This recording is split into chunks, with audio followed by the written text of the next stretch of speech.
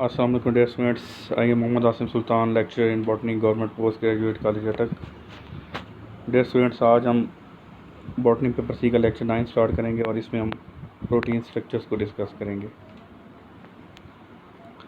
तो हर प्रोटीन जो होती है वो एक specific number and kind of amino acids पर मुश्तमिल होती है। उसमें अमीनो एसिड का नंबर भी फिक्स होता है और टाइप्स ऑफ अमीनो एसिड कौन से हैं वो भी फिक्स होते हैं।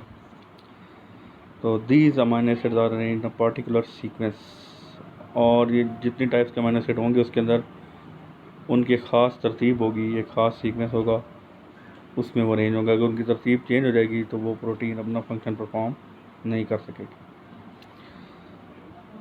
तो protein has a definite number and definite types of amino acid and a definite sequence of amino acid. Protein molecule may be coiled or folded and form a unique 3-dimensional structure. तो protein molecule जो है ऐसे बिल्कुल straight नहीं होते, तो ये polypeptide change होती हैं, कॉइल भी होती हैं, फोल्ड होती हैं, एक ख़ास 3-डायमेंशनल स्ट्रक्चर अडॉप्ट करती हैं। और डिफरेंट प्रोटीन जो होती हैं उनके डिफरेंट शेप्स होती हैं और वो उसके पार्टिकल फंक्शन के लिहाज से उनकी होती हैं, उनका पार्टिकुलर फंक्शन डिफाइन करेंगी। ठीक है। तो अब प्रोटीन मॉलिक्यूल है several different levels of structures. अब प्रोटीन के अंदर कौन कौन से स्ट्रक्चर्स हो सकते हैं, कितने लेवल्स हैं प्रोटीन कॉन्फ़िगरेशन के या के 3-डायमेंशनल स्ट्रक्चर के। तो प्रोटीन को बेसिकली स्ट्रक्चर के से 4 स्ट्रक्चर्स में हम उनको डिस्ट्रीब्यूट कर देते हैं। सबसे पहला प्राइमरी स्ट्रक्चर होता है, फिर सेकेंडरी, फिर टर्शियरी और एंड पे क्वाटरनरी। प्राइमरी स्ट्रक्चर सबसे सिंपलेस्ट स्ट्रक्चर है प्रोटीन का। ये हमें प्रोटीन के अंदर total number of amino acids के बारे में बताता है और उनके सीक्वेंस के बारे में बताता है। ठीक है, कौन से अमीनो एसिड हैं, उनका कितना नंबर है और उनका क्या सीक्वेंस है। It is a linear sequence of amino acid in a polypeptide chain. तो ये शो करता है number of amino acid in a particular protein और सीक्वेंस ऑफ अमीनो एसिड बताता है। फॉर एग्जांपल लाइसोजाइम एक एंजाइम है, एंजाइम्स जो हैं वो मोस्टली प्रोटीन ही होती हैं। तो ये एक एंटी बैक्टीरियल एंजाइम है और हमारी आंसू जो होते हैं उनमें होता है, सलाइवा में होता है और अदर बॉडी सेक्रेशन में पाया जाता है। अब इसके अंदर 129 अमीनो एसिड हैं जिनका एक स्पेसिफिक सीक्वेंस होगा। तो ये इसका प्राइमरी स्ट्रक्चर हमें क्या शो कर रहा है कि 129 अमीनो एसिड्स हैं। अच्छा, आगे कहते हैं कि slight change in primary structure affects the protein conformation and ultimately its ability to perform its particular function. तो कह रहा है कि अगर आप प्रोटीन में के सीक्वेंस में या अमीनो एसिड में एक कोई ज़रा सी भी चेंज होगी तो वो प्रोटीन में भी अपना फंक्शन परफॉर्म ना कर सके, सिर्फ एक माइनर चेंज। इसकी बेस्ट एग्जांपल हम देते हैं सिकल सेल एनीमिया जो डिजीज़ है। इसमें हीमोग्लोबिन जो होती है उसमें एक कह रहा जाता है, हीमोग्लोबिन एक कम्प्लेक्स प्रोटीन है, 574 अमीनो एसिड होते हैं इनमें। अच्छा, अब इन 574 अमीनो एसिड में सिर्फ एक पॉइंट पर विलाइन रिप्लेस कर लेता है ग्लूटामिक एसिड को, यानी कि 573 अमीनो एसिड ठीक है अपने सीक्वेंस के लिहाज से, सिर्फ एक अमीनो एसिड की जगह एरर आया है। वहाँ पे क्या हुआ है जी, विलाइन ने रिप्लेस कर लिया ग्लूटामिक एसिड को और अब ये जो हीमोग्लोबिन बनेगी ये फॉल्टी हीमोग्लोबिन होगी, यानी कि ये अपना फंक्शन प्रॉपर्ली परफॉर्म नहीं कर सकेगी। और ये जिन लोगों में होता है, ये जेनेटिक डिसऑर्डर होता है, तो उसमें वो हीमोग्लोबिन प्रॉपर ऑक्सीजन को कैरी नहीं कर सकती। तो सिर्फ 574 में से एक अमीनो एसिड का इशू है और देखें आप हीमोग्लोबिन जो है अपना फंक्शन परफॉर्म नहीं कर पाई। फर्स्ट प्राइमरी स्ट्रक्चर किसने डिटरमाइन किया था? फ्रेडरिक सैंगर एक साइंटिस्ट था, उसने डिस्कवर किया था और उसने इंसुलिन के ऊपर काम किया था। इंसुलिन एक प्रोटीन है, हार्मोन भी है, आपको पता है, जो कि ब्लड शुगर लेवल को कंट्रोल करती है। तो सीक्वेंस ऑफ इंसुलिन कैसे डिस्कवर किया उसने? सैंगर ने 10 साल काम किया था इंसुलिन के ऊपर और उसके बाद उसको जाके पता चला कि इंसुलिन टोटल 51 अमीनो एसिड पर मुश्तमिल होती है जो कि 2 चेन्स में पाए जाते हैं। तो इंसुलिन में टोटल अमीनो एसिड 51 है, उसकी 2 चेन होती हैं, एक चेन में 21 अमीनो एसिड होते हैं और जो दूसरी चेन होती है उसमें 30 अमीनो एसिड होते हैं। इस तरह अगर सीक्वेंस ऑफ हीमोग्लोबिन की बात की जाए तो इसके 574 अमीनो एसिड होते हैं और ये 4 चेन्स में पाए जाते हैं, 2 अल्फ़ा और 2 बीटा। अच्छा, हर अल्फ़ा चेन में 141 अमीनो एसिड होंगे और हर बीटा चेन में 146 अमीनो एसिड होंगे। तो ये टोटल 574 अमीनो एसिड होंगे। आगे ये आपको एक प्राइमरी स्ट्रक्चर की एग्जांपल दी हुई है। ये हमने आपको एक पॉलीपेप्टाइड दिखाई। अब इसमें देखें आप 25 अमाइनो एसिड हैं और इनके ख़ास सीक्वेंस हैं, ठीक है, उससे ये तरतीब आई हुई है। तो ये एक प्राइमरी स्ट्रक्चर शो कर रही है ये फिगर। नेक्स्ट है सेकेंडरी स्ट्रक्चर ऑफ प्रोटीन। ये प्राइमरी से थोड़ा कम्प्लेक्स होगा। It is form by coiling and folding of polypeptide chain with the help of hydrogen bonding, ठीक है। अब इसमें हाइड्रोजन बॉन्डिंग इन्वॉल्व हो जाएगी। कैसे कि जो पॉलीपेप्टाइड चेन होंगी वो फोल्ड होंगी या कॉइल होंगी, तो उनके दरमियान हाइड्रोजन बॉन्डिंग बनेगी। अब इसकी क्या प्रॉपर्टी है? It is form a repeated pattern of hydrogen bond between the amino acids. तो इसमें ज़्यादा सारे हाइड्रोजन बॉन्ड होंगे और हाइड्रोजन बॉन्ड क्या करते हैं? अटैच। अच्छा, ये हाइड्रोजन बॉन्ड बनता कैसे है? Hydrogen attach to the nitrogen develop weak electronegative charge and develop affinity for nearby peptide bond. यानी कि एक अमाइनो एसिड में जो अमाइनो ग्रुप है उसकी जो नाइट्रोजन के साथ हाइड्रोजन लगा हुआ है वो दूसरे सामने वाले पेप्टाइड बॉन्ड को अटैक करता है और इधर उससे एक वीक हाइड्रोजन बॉन्ड बन जाता है। इस तरह बहुत से हाइड्रोजन बॉन्ड जो है वो फॉर्मेशन हो जाएगी अलॉन्ग द पॉलीपेप्टाइड चेन और many hydrogen bonds are found और long region of polypeptide chain. तो इससे फिर क्या होगा? Such bond can support particular secondary structure.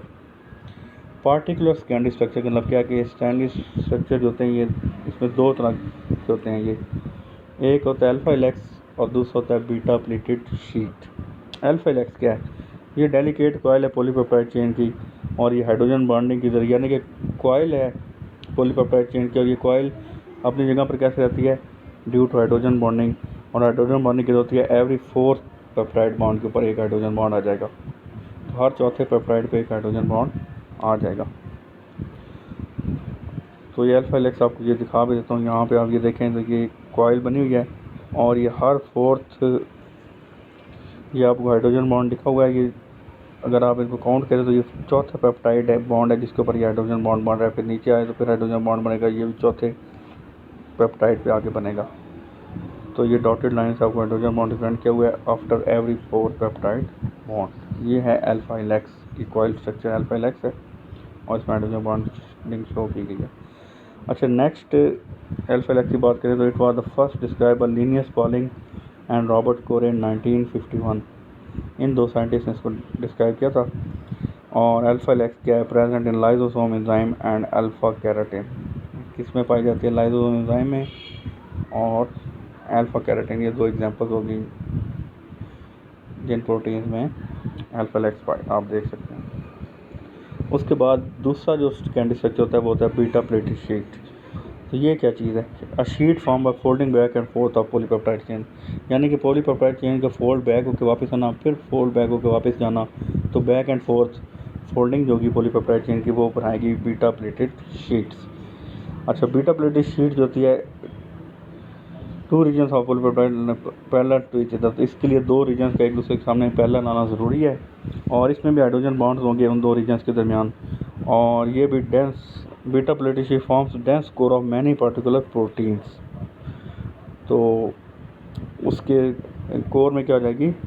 मखसूस प्रोटीन्स होंगी। इन सम proteins two or more polypeptide chains form beta pleated sheet.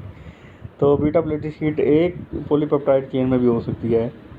वो एक ही polypeptide chain back and forth जो है वो क्या करेंगे आप? फोल्ड होगी।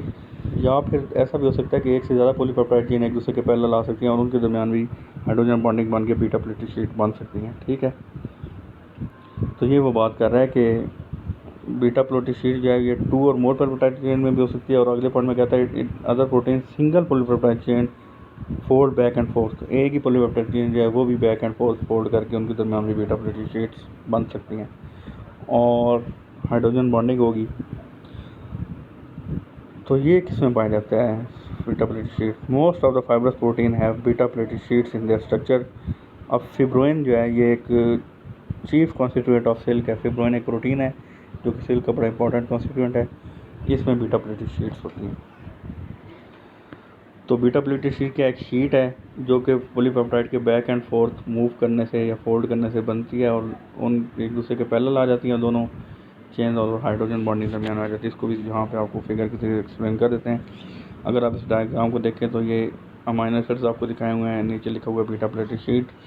तो ये ऊपर आप डॉटेड लाइन में देखें, ये दोनों अब ये देखें चेन फोल्ड हुई है, और इस चेन के फोल्ड होने से क्या हुआ है कि दोनों चेन एक दूसरे के पैरेलल आ गई हैं, और अब ये देखें हाइड्रोजन बॉन्ड डेवलप हो रहे हैं अमाइनो और कार्बोक्सिल ग्रुप के दरमियान।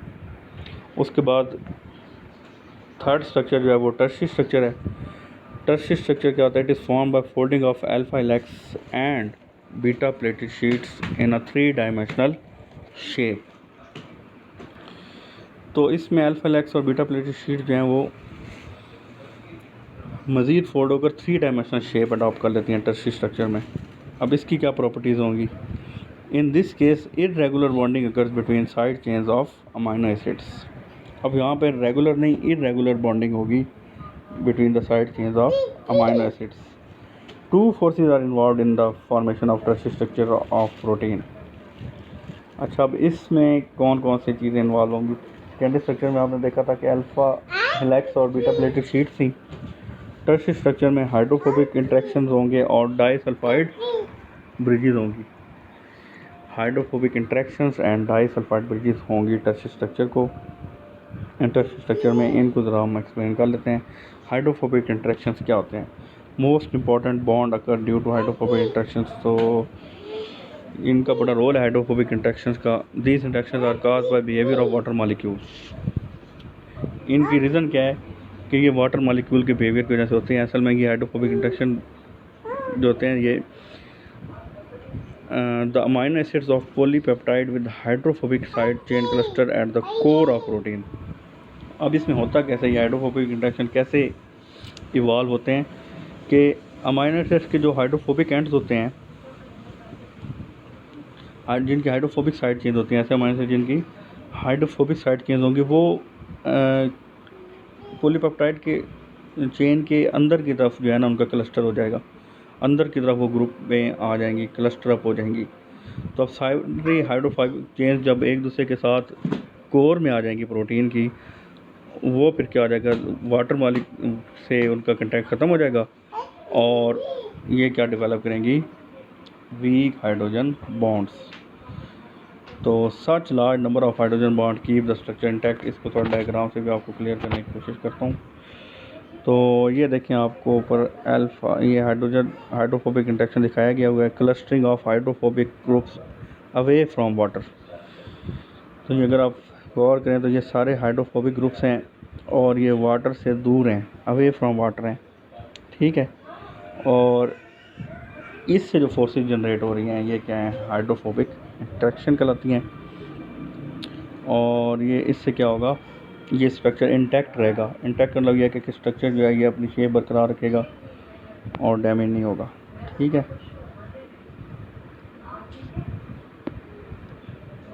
तो हाइड्रोफोबिक इंटरेक्शन लास्ट टाइम फिर आपको बता देता हूँ। हाइड्रोफोबिक इंटरेक्शन, हाइड्रोफोबिक होता है वाटर हीटिंग। तो इसमें वाटर हीटिंग जो अमाइनो एसिड्स की साइड चेंज होती हैं वो प्रोटीन के सेंटर में आ जाती हैं और वापस में इंटैक्ट करके वीक हाइड्रोजन बॉन्ड बनाती हैं, जिससे वो स्ट्रक्चर इंटैक्ट रहता है। नेक्स्ट जो है वो डाइसल्फाइड ब्रिजेस हैं। डाइसल्फाइड ब्रिजेस क्या होती हैं? It is form between 2 cysteine amino acids of the polypeptide chain. ये 2 सिस्टीन अमाइनो एसिड्स के दरमियान बनती हैं। सिस्टीन अमाइनो एसिड्स के दरमियान क्यों बनती हैं? क्योंकि सिस्टीन एक ऐसा अमाइनो एसिड है जिसमें सल्फ़र होती है, ये सल्फ़र कंटेनिंग अमाइनो एसिड है और इसमें जो ग्रुप होता है वो उसको हम कहते हैं सल्फाइडल ग्रुप, ठीक है। तो 2 सिस्टीन अमाइनो एसिड जब एक दूसरे के सामने आएंगे तो उनके आपस में सल्फ़र इंटरेक्ट करेंगे, sulphidal groups. The sulphur of one cysteine bind to the sulphur of second cysteine और उसके नतीजे में डाइसल्फाइड ब्रिज जो है वो उसकी फॉर्मेशन होगी। ये डायग्राम में आप देख सकते हैं 2 सिस्टीन अमाइनो एसिड एक दूसरे के सामने आए हैं, दोनों के सल्फ़र आपस में रिएक्ट कर रहे हैं और वो बॉन्डिंग कर रहे हैं। इससे जो बॉन्ड बनेगा इसको हम कहेंगे डाइसल्फाइड ब्रिज। उसके अलावा इसमें आयनिक इंटरेक्शन भी होती हैं टर्शियरी स्ट्रक्चर में। तो इसमें हाइड्रोजन बॉन्डिंग भी है, इसमें हाइड्रोफोबिक इंटरेक्शन और उसके बाद आपके डाइसल्फाइड ब्रिजेस और आयनिक इंटरेक्शन भी होते हैं। तो ये सारी बॉन्डिंग इस डायग्राम में आपको दिखाई हुई है टर्शियरी स्ट्रक्चर के अंदर। आखिरी जो हमारा स्ट्रक्चर है वो क्वाटरनरी स्ट्रक्चर है। Last level of protein structure is quaternary structure, the structure form by aggregation of 2 और more polypeptide chains.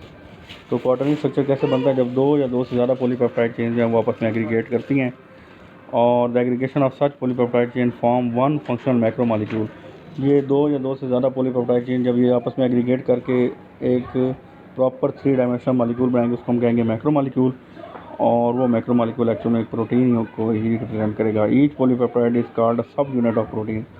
For example, अगर एक प्रोटीन में 4 पॉलीपेप्टाइड है तो उसको समझो 4 सब यूनिट होंगे, क्योंकि हर पॉलीपेप्टाइड एक सब यूनिट कहलाता है। कोलेजन और हीमोग्लोबिन इसकी बेस्ट एग्जांपल है क्वाटरनरी स्ट्रक्चर की। कोलेजन जो है ये फाइब्रस प्रोटीन है और हेलिकल यूनिट्स होते हैं उसके अंदर, और वो ट्रिपल हेलिक्स बनाती है बाय सुपर कोइलिंग, और उससे फिर एक रो प्लस स्ट्रक्चर बनता है जो उसको बहुत ज़्यादा स्ट्रेंथ फॉर्म करता है। तो हमने एक फाइब्रस प्रोटीन की एग्जांपल दे दी जिसमें क्वाटरनरी स्ट्रक्चर होता है, वो हो गया कोलेजन। एक ग्लोबुलर प्रोटीन की भी एग्जांपल दे देते हैं जिसमें क्वाटरनरी स्ट्रक्चर होता है, वो हो गया हीमोग्लोबिन। तो quaternary structure of haemoglobin is compose of 4 सब units and 2 alpha and 2 beta polypeptide chains. तो हीमोग्लोबिन के अंदर 4 सब यूनिट्स होते हैं, यानी कि 4 पॉलीपेप्टाइड चेन्स होती हैं, 2 अल्फा होती हैं और 2 बीटा। ये हमने पहले पीछे भी प्राइमरी स्ट्रक्चर में डिस्कस किया था। तो ये था हमारा आज का टॉपिक। हमने 4 प्रोटीन के स्ट्रक्चर्स डिटेल में डिस्कस किए, प्राइमरी, सेकेंडरी, टर्शरी और क्वाटरनरी। तो ये क्वाटरनरी स्ट्रक्चर के डायग्राम दिखाई हुई आपको। ये आपको 2 ऊपर 2 अल्फा और नीचे 2 बीटा पॉलीपेप्टाइड चेन दिखाई हुई हैं हीमोग्लोबिन के अंदर। इस तरह से ये क्वाटरनरी स्ट्रक्चर जो है ये फॉर्म हो रहा है। इस डायग्राम में आपको चारों तरह की प्रोटीन्स स्ट्रक्चर्स दिखाए हुए हैं, प्राइमरी, सेकेंडरी, टर्शरी और क्वाटरनरी। प्राइमरी सिर्फ हमें बताता है number of amino acid, sequence of amino acid and types of amino acid. Secondary structure में अल्फा हेलिक्स और बीटा प्लेटेड शीट्स आ जाती हैं, और टर्शरी स्ट्रक्चर में डिफरेंट तरह की बॉन्डिंग्स आ जाती हैं। इसमें hydrogen bonding, hydrophobic interactions, disulphide bridges और आयनिक इंटरेक्शंस भी होते हैं। जबकि क्वाटरनरी स्ट्रक्चर जो है इसमें क्या होता है, 2 या 2 से ज़्यादा पॉलीपेप्टाइड चेन्स होते हैं, वो आपस में यूनाइट करके जो है एक 3 डायमेंशनल मैक्रोमॉलिक्यूल बनाती हैं। ठीक है, तो इस तरह से ये सिंपल से कम्प्लेक्स की तरफ 4 कन्फिगरेशन थी प्रोटीन की। तो यहाँ पे हमारा ये प्रोटीन स्ट्रक्चर का टॉपिक एंड हो गया। नेक्स्ट टाइम इंशाल्लाह हम प्रोटीन की टाइप्स और उसके फंक्शंस को डिस्कस करेंगे। अल्लाह हाफ़िज़।